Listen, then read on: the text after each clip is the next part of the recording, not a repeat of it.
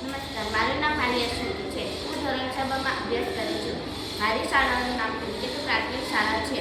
આજે અમે સામાજિક વિજ્ઞાનના 11મા પાઠના ભૂમિના સ્વરૂપ બનાવ્યા છે. અમે કેટલા બધા ભૂમિના સ્વરૂપ બનાવ્યા છે. અમે તમને એના વિશે થોડું ઘણું જણાવીશું. આ છે ગેટ પદ્ધતિ.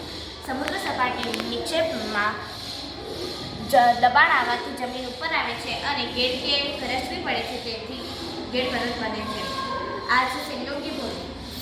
બંને બાજુ જળ હોય અને એને છેદતી ભૂમિ સપાટી તેને સંયોગી ભૂમિ કહે છે. આ છે ભૂશિલ. સમુદ્રની વચ્ચે લાંબી ભૂમિ સપાટી ભૂમિની પટ્ટી એટલે ભૂશિલ.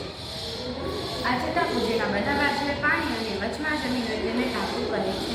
આ છે અખાત, જેના 3 બાજુએ જમીન અને 1 બાજુએ પાણી છે તેને અખાત કહે છે.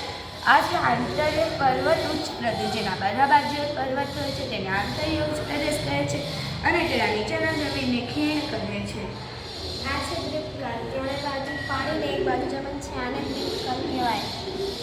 આ મેદાની પ્રદેશ, સમુદ્રની સપાટીથી 180 મીટરની ઊંચાઈએ ધરાવતું મેદાન પ્રદેશ કહેવાય છે. મેદાન પ્રદેશમાં આપણે ઘણી ખેતી કરી શકીએ છીએ. જ્વાળામુખી